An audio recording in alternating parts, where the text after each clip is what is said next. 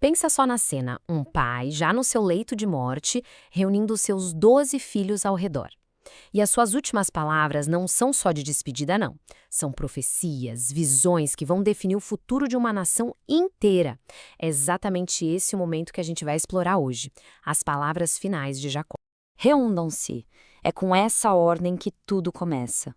Jacó não está só se despedindo.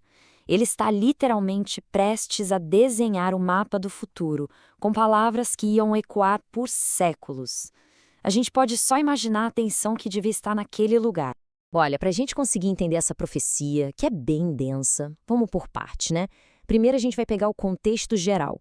Depois, vamos ver como os filhos mais velhos recebem umas palavras bem duras. Em seguida, a gente testemunha a ascensão de Judá como grande líder. E, por fim, exploramos os destinos únicos dos outros irmãos. Bora lá. Então, a intenção original de Jacó era, grandiosa. Ele queria revelar tudo sobre o futuro, o fim do exílio. Mas aí, segundo tradições antigas, acontece uma coisa. A inspiração divina, a presença divina meio que se retrai. E no lugar de uma revelação clara, o que ele faz? Começa a falar por meio de enigmas, dando para cada filho uma pecinha desse quebra-cabeça do futuro. E o primeiro a ser chamado é, claro, Ruben, o primogênito, o herdeiro. Mas o que vem a seguir, olha, não é bem uma benção não. É uma lição bem dura sobre como um único erro pode custar tudo. Como o primeiro filho, Ruben tinha direito ao que a gente poderia chamar de pacote completo, a liderança espiritual do sacerdócio e a liderança política da realeza. Mas por causa de um ato impulsivo, um ato de desrespeito, o pai dele vira e diz: você perdeu essa honra.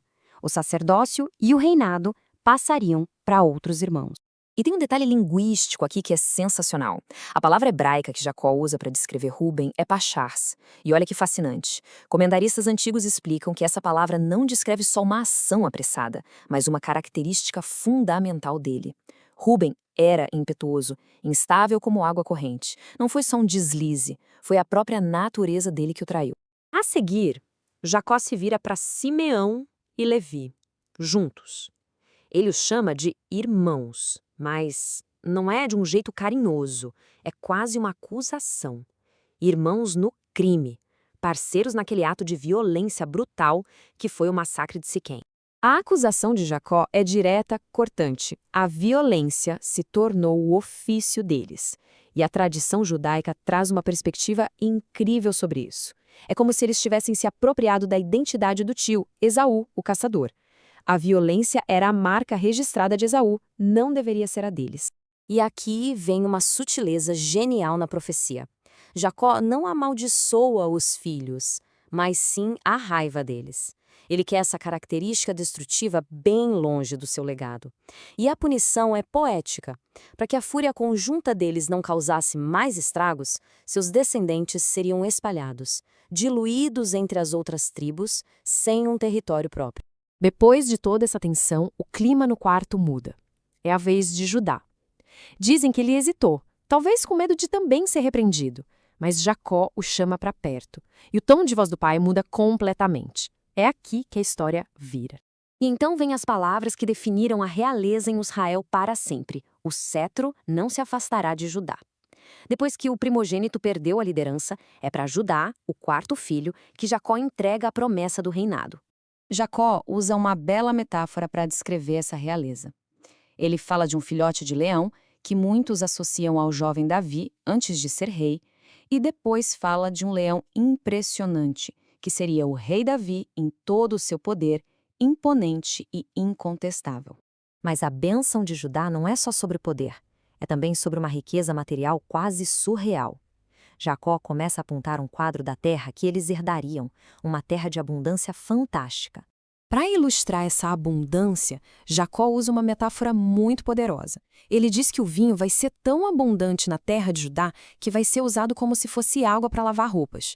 É uma imagem de excesso, de uma riqueza quase inacreditável. A segunda imagem complementa a primeira. A terra seria tão boa para a pastagem que o leite fluiria em abundância.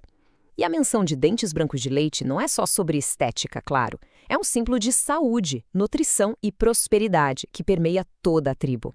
Depois de Judá, Jacó se volta para os outros filhos. E o que a gente vê é um mosaico. Ele descreve uma nação onde cada tribo tem uma vocação, uma função especializada para o bem de todos. A parceria entre Zebulon e Issacar é o exemplo clássico disso. Zebulon seria o negociante, o homem do mundo material que viaja pelos mares. E com sua riqueza, ele sustentaria seu irmão Issacar, que se dedicaria totalmente ao estudo e à sabedoria espiritual, o corpo e a alma da nação, trabalhando juntos.